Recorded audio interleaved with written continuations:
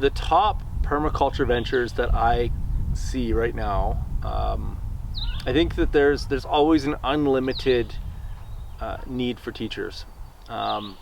This is also one of the biggest criticisms of the permaculture movement, is that the only way you can make money is to teach permaculture. But I completely disagree. I mean, how many people are on the planet? 7 billion. How many of them are practicing permaculture? Not even a fraction of a percent right now.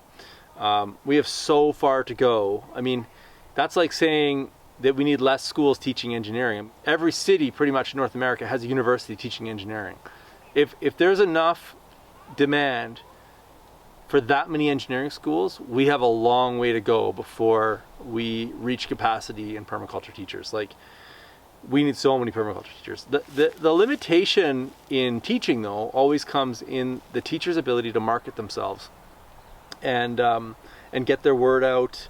And so I have a whole other video I could do about that, but we'll leave that for another video. But marketing is always a weak link when it comes to permaculture teaching.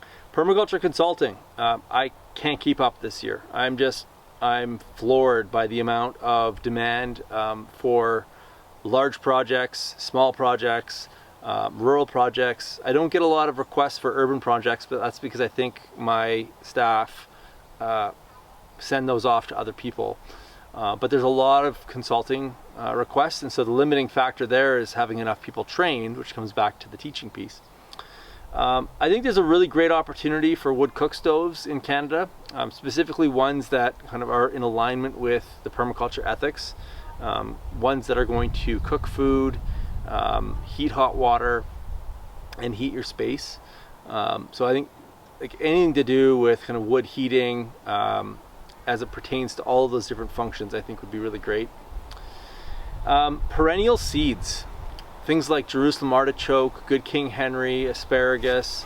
I think somebody could, walking onions, I think somebody could actually create a permaculture nursery for perennial seeds that just specializes in, I don't know, let's say 5 or 10 crops that depends on which climate this person would be in. Like if you were in a zone 5 climate, you'd probably have 50 or 100 perennial crops that you could be selling. But it's the ultimate business because these plants just replicate on their own. And all you have to do is go in there and divide them. Like I've tried to buy Jerusalem artichoke seed stock now for 3 years, and every time I go, they're always sold out. And I'm pretty early. So Jerusalem artichokes is probably one of the best. Like you could just build a business selling Jerusalem artichoke seeds. Like this is a plant that on an acre of land will grow 15 tons of tubers underground and 15 tons of biomass over top. So with the right livestock, you could use goats to graze off the top, and then you could harvest half of that seed. And if you look up, Google Jerusalem artichoke seeds and how much they cost, 1 acre would be enough to cash flow a business, I think. But you probably wouldn't grow just 1 acre of Jerusalem artichokes. You'd have to diversify it a little bit. But perennial seeds in general, I think are the way to go, and that kind of ties into the whole forest gardening niche. I think for like a consultant just doing forest gardening consulting, so going around and building perennial food systems. We call them living larders. So these are larders full of food that live in your front lawn versus like, what is a lawn? It's like a zombie system. It's basically alive, but it's kind of dead, and it doesn't really add anything to your well-being. It just constantly consumes, but a perennial system constantly gives.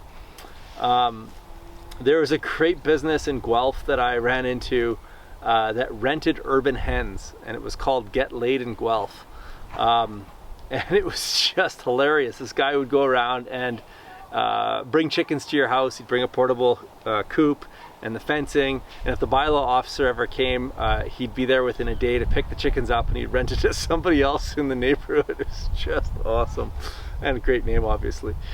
Permaculture tools. There's a variety of tools that we've been wanting to build for a while. I just found this, like, there's just so many opportunities to build unique tools that they're time saving in the garden, like a potato planter. For example, I found that on Google the other day. I was like, oh, this would make planting potatoes so easy. There actually is a permaculture tool builder. He's a past student of mine, Tim Wickstrom, and I'll put a link to his business down below. But there could be multiple tool manufacturers out there. And then Dakota and I have a bunch of ideas on different technology that we want to actually build. So we have a whole corral system for animals that we're working on. I should say Dakota's working on, I'm not working on it. And a variety of other kind of appropriate technology. I think there's a huge opportunity to actually build appropriate tech that improves well-being, that's cost effective, and is not enslaving, essentially. Those are the ones that kind of come to mind right now.